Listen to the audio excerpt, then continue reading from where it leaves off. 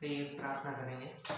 प्रेमी दयालु अनुग्रहकारी स्वर्गीय पिता प्रभु परमेश्वर, आपका धन्यवाद देते हैं, स्तुति करते हैं प्रभु तेरे नाम के लिए, तेरे उद्धार के लिए, तेरे जीवन के लिए, तेरे प्रभु परमेश्वर आशीषों के लिए प्रभु धन्यवाद देते, समय के लिए धन्यवाद देते, ऑनलाइन प्रभु परमेश्वर तेरी सेवा के लिए धन्यवाद देते प्रभु। यीशु मसीह के नाम में आज वचन प्रभु तेरी ओर से दिया जाता है प्रभु, तो इसे आशीषित कर, फलवंत कर और तेरे लोगों को तृप्त कर प्रभु। यीशु मसीह के नाम में प्रभु हम तेरे चरणों में आते प्रार्थना करते, सारे विषयों को, सारे रिकॉर्डिंग को, सब कुछ तेरे से देते हुए प्रार्थना करते, तेरा अनुग्रह चाहते, तेरा अभिषेक मांगते और प्रभु परमेश्वर आशीष मांगते यीशु मसीह के नाम में प्रभु जाकर और सुने और हमारी प्रार्थना ग्रहण कर, आमीन।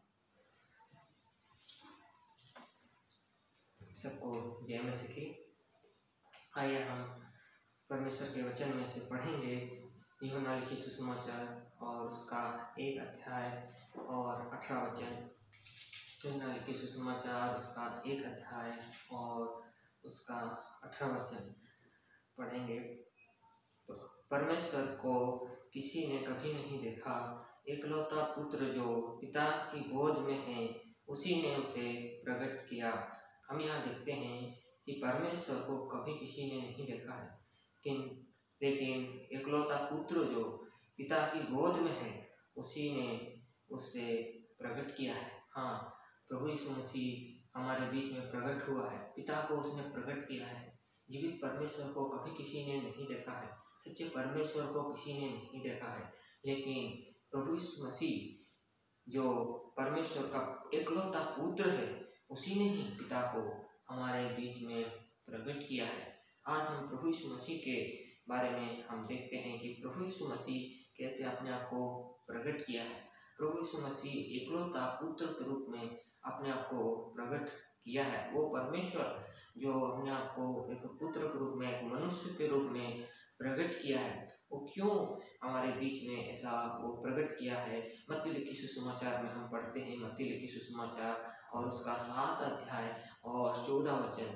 मत्ती लिखी सुसमाचार उसका 7 अध्याय और उसका 14 वचन में लिखा है, क्योंकि सकेत है वो फाटक और कठिन है वो मार्ग जो जीवन को पहुंचाता है और थोड़े हैं जो उसे पाते हैं। प्रभु यीशु मसीह ही वो एक सकेत फाटक है। प्रभु यीशु मसीह ही एकमात्र मार्ग है जो हमें जीवन को पहुंचाता है और थोड़े हैं जो उसे पाते हैं। प्रभु यीशु मसीह को आज बहुत कोई जानते हैं, बहुत सारे लोग ग्रहण करते हैं, विश्वास करते हैं और कलीसिया में भी आते हैं, लेकिन क्या वो प्रभु यीशु मसीह को पाए हैं?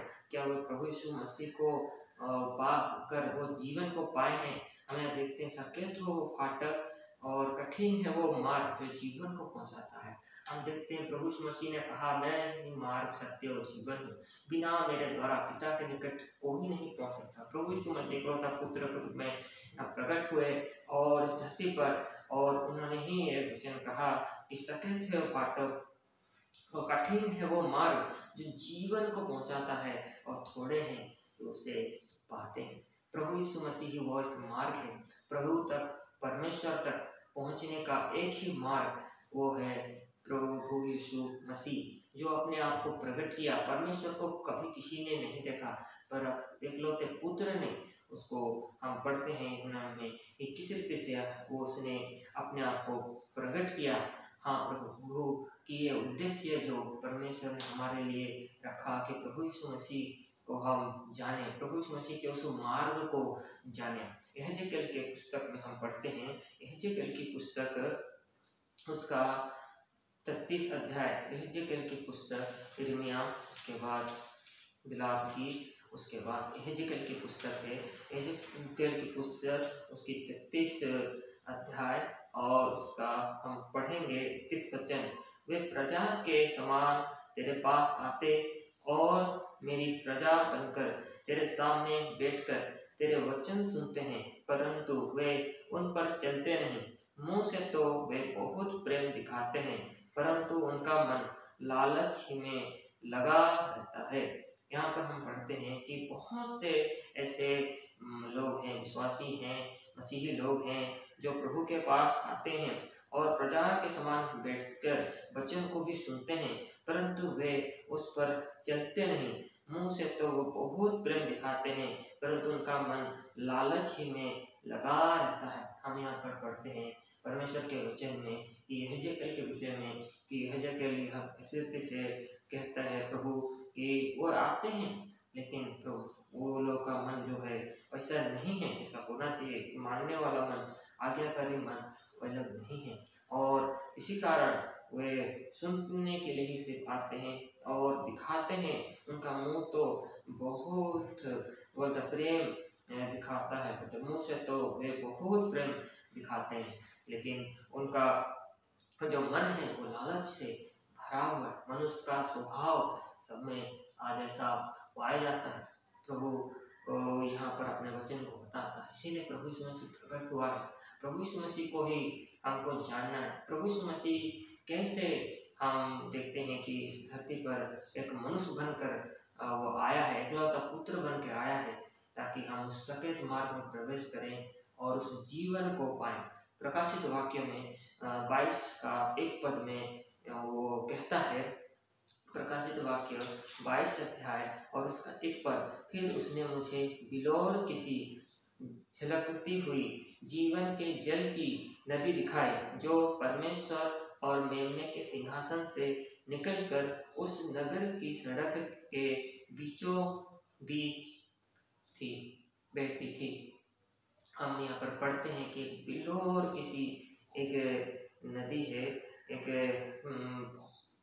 यहाँ पर हम पढ़ते हैं, और वो नदी कैसे वो सिंहासन में से परमेश्वर और मेमने के सिंहासन में से निकलती है।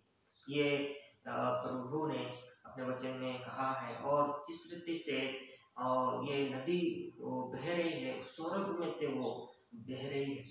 हम देखते हैं कोई ऊपर से कुछ जल बहता है तो कितना जोर से वो आता है नीचे और जोर से गिरता है, वैसे स्वर्ग में से ये नदी बह रही है और वो गिर रही है। इस विषय में हम पढ़ते हैं, प्रभु यीशु मसीह ने कहा कि यूहन्ना लिखित सुसमाचार उसका 7 अध्याय, यूहन्ना लिखित सुसमाचार उसका 7 अध्याय और उसका हम पढ़ते हैं 38 और 29। यूहन्ना लिखित सुसमाचार उसका 7 अध्याय और उसका 38 और 29, जो मुझ पर विश्वास करेगा, जैसा पवित्र शास्त्र में आया है, उसके हृदय में से जीवन के जल की नदियां बह निकलेंगी।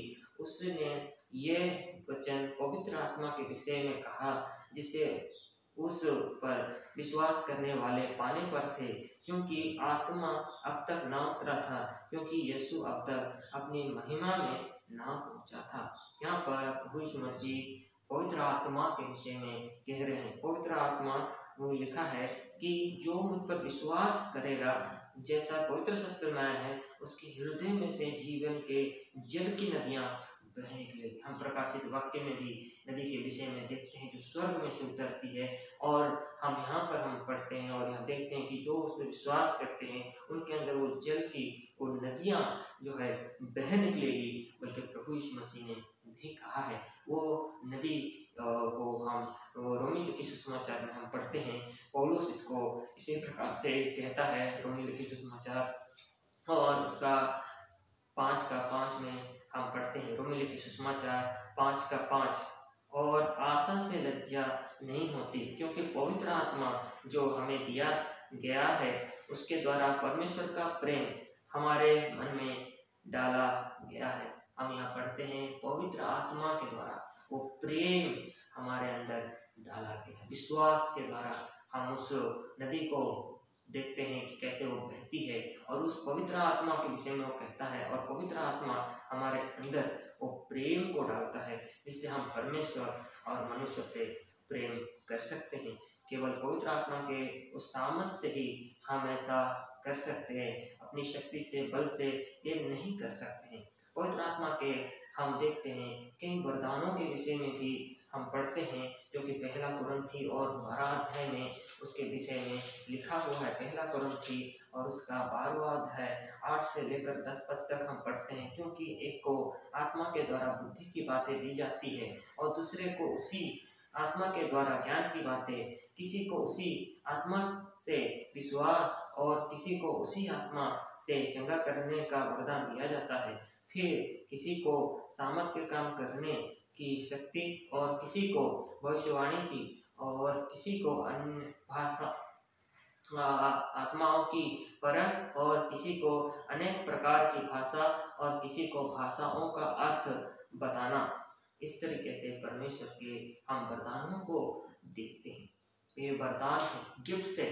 जैसे कि प्रभु हम देखते हैं प्रभु के वचन में पवित्र आत्मा के वरदान है। आज लोग बहुत से हैं जो वरदानों को पाना चाहते हैं। वो ऐसा है जैसे एक क्रिसमस ट्री में हम देखते हैं कि कैसे उसे सजाते हैं और उसको बहुत सुंदर वो दिखता है, और वैसे ही ये वरदान है, पवित्र आत्मा के वरदान है, और ये वरदान वो गिफ्ट की तरह दिखते हैं। प्रभु इस रीति से कहता है कि वरदान है, पवित्र आत्मा के वरदान है। कहीं को किस किस आत्मा के द्वारा और किसको इस रीति से वरदानों को परमेश्वर देता है। लेकिन इन वरदानों के विषय में हम पढ़ते हैं कि क्योंकि 12 पद में 12 में पहला कुरिन्थी 12 में हम पढ़ते हैं, क्योंकि जिस प्रकार देह तो एक है और उसके अंग बहुत से हैं, और उस एक देह के सब अंग बहुत होने पर भी सब मिलकर एक ही देह हैं, उसी प्रकार मसीह भी एक है। वरदान तो कई प्रकार के हैं, वरदान तो जैसे कि हमने पढ़ा कई प्रकार के हैं, लेकिन हम देखते हैं कि देह तो एक ही है, वो देह मसीह है। और हर एक प्रकार के आज हम देखते हैं कि मसीह लोग हैं, और हर एक जाति भाषा कुल के हैं, लेकिन देह तो एक ही है, एक ही विश्वास है, और एक ही वो देह है, एक ही वो चर्च है, एक ही वो परमेश्वर की कलीसिया है, जिसके विषय में यहाँ पर पौलुस कहता है 15 कहता है, यदि पाँव का है मैं हाथ नहीं, इसीलिए देह का अंग नहीं, तो क्या वो इस कारण देह का अंग नहीं। 16 पद में लिखा है, और यदि कान का है मैं आँख नहीं, इसीलिए देह का नहीं, तो क्या वो इस कारण देह का नहीं। यहाँ पर हम 20 पद में पढ़ते हैं कि परंतु अब अंग तो बहुत से हैं, परंतु देह एक ही है।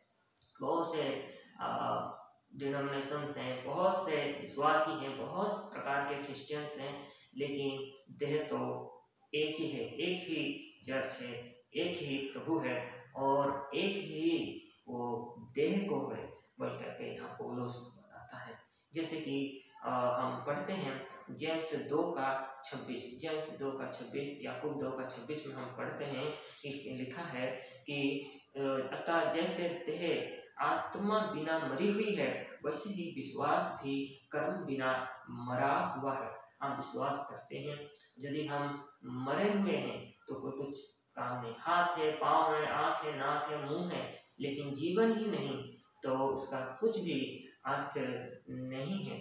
जीवन पर यहाँ पर कहता है जैसा देह आत्मा बिना मरी हुई है, वैसे ही विश्वास भी कर्म बिना मरा हुआ है। बिना विश्वास के हम ये कर्म नहीं कर सकते, ऐसे ही कर्म बिना भी विश्वास जो है मरा हुआ है। हम देखते हैं कि सब कुछ अंग में वरदान हो सकते हैं, सब कुछ अंग हो सकता है, लेकिन यदि जीवन ही नहीं, यदि हार्ट पंपिंग ही नहीं करता, उसमें सांस ही नहीं, तो कोई भी फायदा नहीं। उस सांस के विषय में हम पढ़ते हैं गलतियों के पुस्तक में उसका 5 में हम इस चीज़ को पढ़ते हैं, क्योंकि यहाँ पर जो पौलुस यहाँ कहता है गलतियों 5:5 में कि 5:22 में वो कहता है, 5:22 में माफ कीजिएगा, गलतियों 5:22 में कहता है, पर आत्मा का फल प्रेम, आनंद, शांति, धीरज, कृपा, भलाई, विश्वास, और 23 में कहता है नम्रता और संयम है। ऐसे ऐसे कामों के विरोध में कोई भी व्यवस्था नहीं। यहाँ पर लिखा है फल, आत्माओं के फल। यदि आत्मा का फल ही नहीं तो वरदान का भी कोई फायदा नहीं। शरीर है लेकिन जीवन नहीं तो कोई भी वैल्यू नहीं है। प्रभु यीशु मसीह अपने आप को प्रकट किया। हमने पढ़ा कि वो इकलौता पुत्र के रूप में प्रकट किया।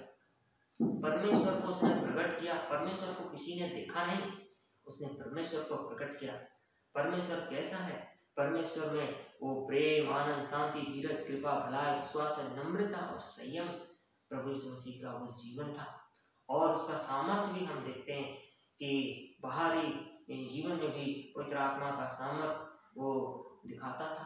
अंदर का जीवन और बाहर का भी जीवन प्रकट था। वैसे ही आज हम इस पवित्र शास्त्र के इस भाग से हम सीखते हैं कि हमें किससे प्रभु यीशु मसीह के उस सत्य मार्ग में हमको चलना है। वही एक मार्ग है, वही एक सत्य है, वही जीवन है। बिना उसके हम कभी भी पिता के निकट जा नहीं सकते, क्योंकि वो सकरा है और वो कठिन मार्ग है। और प्रभु यीशु मसीह ने कहा मेरे पीछे होल।